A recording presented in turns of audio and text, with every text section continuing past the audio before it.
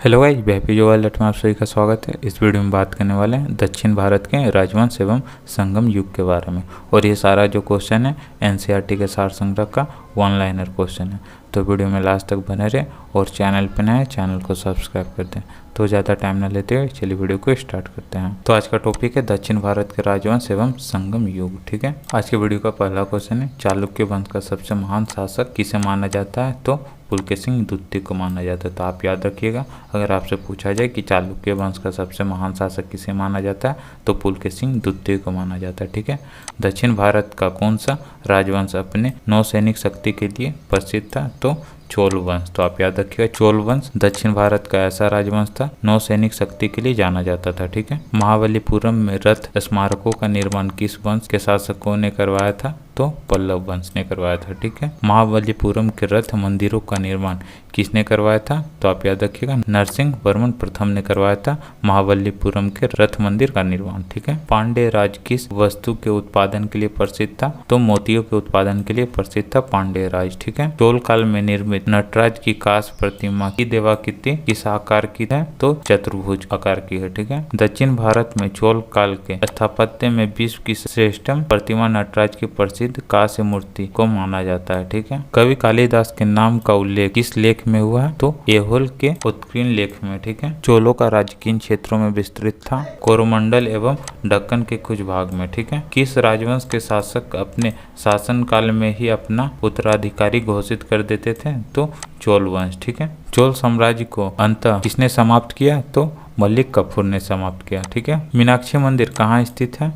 तो मदुरै में स्थित है। ठीक है, चोलों के अधीन ग्राम प्रशासन के बहुत से उल्लेख इन शिलालेखों में है? तो उत्तर मेरू शिलालेख में है। ठीक है, किसके कार्यकाल में चीन में 72 व्यापारी भेजे गए थे? तो कुलोतुंग प्रथम के काल में। ठीक है, बंगाल की खाड़ी को चोल झील का स्वरूप प्रदान करने वाला शासक कौन था? तो राजेंद्र प्रथम था। ठीक है, नौसैनिक शक्ति के विस्तार से। ठीक है, संगम साहित्य में किस दक्षिणी राजवंश का उल्लेख नहीं मिलता है? तो कद्म वंश का नहीं मिलता। ठीक है, धार्मिक कविताओं का संकलन कुरल किस भाषा में रचित है? तो तमिल भाषा में रचित है। ठीक है, कदम्ब राजाओं की राजधानी कहाँ स्थित थी? तो बनवासी में स्थित थी। ठीक है, प्रमुख राजवंश राजधानी तथा संस्थापक। ठीक है, यहाँ राजवंश दिया गया, राजधानी दिया गया और संस्थापक दिया गया। ठीक है, तो चोल वंश का राजधानी कहाँ था? तो आप याद रखिएगा तंजौर। ठीक है, संस्थापक अब से पूछा जाए तो आप याद रखिएगा विजयालय संस्थापक था चोल वंश का। ठीक है, पल्लव वंश का राजधानी की बात किया जाए तो कांचीपुरम है। ठीक है, संस्थापक कौन है?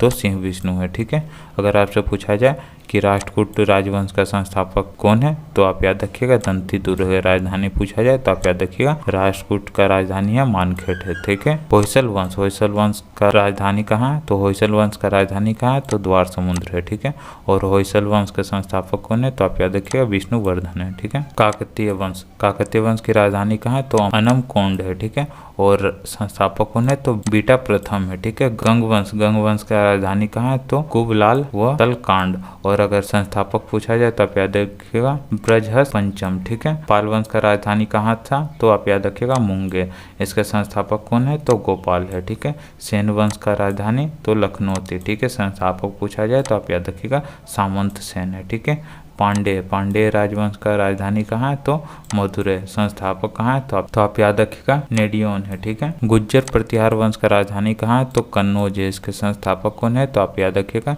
नागभट्ट प्रथम है। ठीक है, चालुक्य कल्याणी वंश का राजधानी कहाँ है? तो मानखेड़ या कल्याण। ठीक है, और इसके संस्थापक कौन है? तो आप याद रखिएगा तेलप द्वितीय है। ठीक है, चालुक्य बदामी के राजधानी कहाँ है? तो बतापी। और इसके संस्थापक कौन है? तो जय सिंह प्रथम है। ठीक है, और चालुक्य का बेगी वंश का राजधानी कहाँ है? तो बेगी है।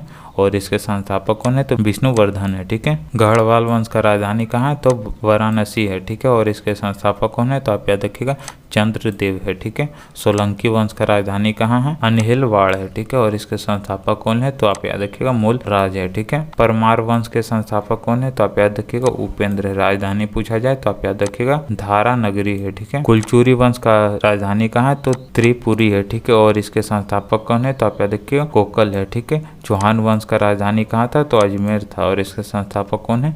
तो वासुदेव है। ठीक है, चंदेल वंश का राजधानी कहाँ है? तो खजुराहो है। ठीक है, और इसके संस्थापक कौन है?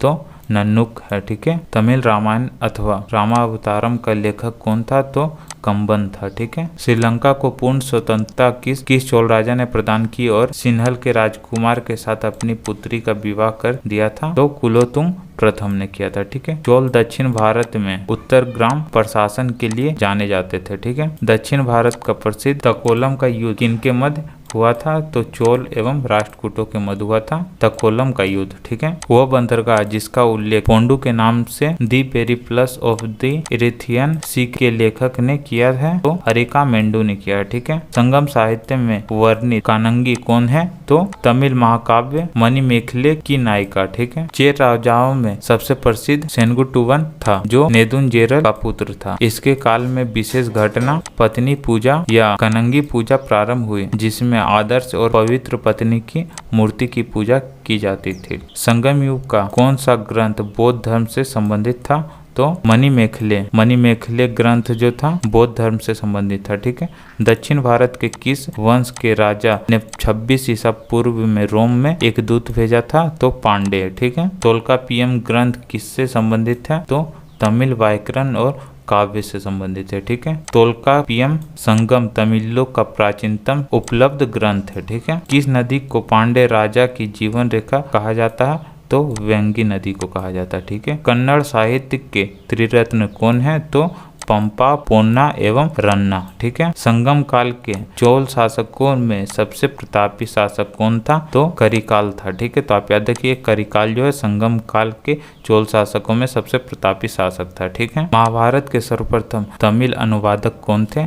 तो पेरुन देवनार। तो आप याद रखिए पेरुन देवनार जो थे महाभारत के सर्वप्रथम तमिल अनुवादक थे। ठीक है। दक्षिण भारतीय प्रसिद्ध महाकाव्य कुरल के लेखक कौन थे? तो तिरुवल्लुवर थे। ठीक है। संगम युगीन चोल शासकों का धर्म क्या था? तो शैव धर्म था। ठीक है। संगम युग के शास्त्रीय ग्रंथ का रचना काल क्या है? तो 100 ईसा पूर्व से 100 ईस्वी तक। ठीक है। संगम कालीन प्रचलित शब्दावली। ठीक है। वरियम शब्द। ठीक है। क्षेत्र की उपज की दृष्टि से लिया जाने वाला कर। ठीक है। वरियर वसूलने वाला अधिकारी। कराई भू राजस्व या लगान उपज का 1/6 भाग राज्य की आय का मुख्य स्रोत होता था। ठीक है। इराई सामंतों द्वारा दिया जाने वाला कर युद्ध में लूटे हुए माल में राज्य का हिस्सा। ठीक है। इराबू जबरन लिया जाने वाला उपहार। उल्गु या संगम सीमा शुल्क व मार्ग कर राज्य की आय का दूसरा सर्वप्रमुख स्रोत। कड़मई या पाडुवडु राजा को दिया जाने वाला शुल्क। ठीक है।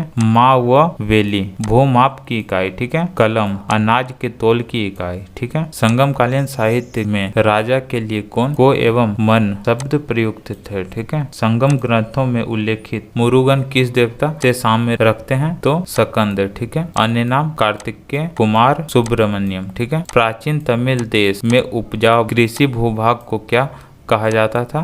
तो मरुदम कहा जाता था। ठीक है। संगम युग में चोल राजा की राजधानी उरेयूर से पुहार स्थानांतरित करने का श्रेय किसे जाता है? तो करिकाल को जाता है। ठीक है। संगम काल में सर्वाधिक प्रचलित व्यवसाय क्या था? तो वस्त्र उद्योग। तमिल साहित्य में यूनानी रोमन व्यापारियों को क्या कहा गया है? तो यवन कहा गया। ठीक है। संगम युग में उरेयूर कपास या सूती वस्त्र के व्यापारियों के लिए विख्यात था। ठीक है। किस संगम युगीन शासक द्वारा पत्नी पाले के रचयिता रुद्रक कनार को 16 लाख स्वर्ण मुद्राएं प्रदान की गई थी? तो करिकाल को। ठीक है। वह संगम कालीन तमिल साहित्य जिसमें भक्त प्रहलाद का वर्णन प्राप्त होता है? तो परिपादल। ठीक है। किस पांडे शासक ने समुद्र पूजा आरंभ करवाई थी? तो नेडियोन ने करवाया था। ठीक है। तो आज के वीडियो में इतना है। अगर वीडियो पसंद आए तो लाइक करें और चैनल पर नए चैनल को सब्सक्राइब करें। तो चलिए नेक्स्ट वीडियो में मिलते हैं।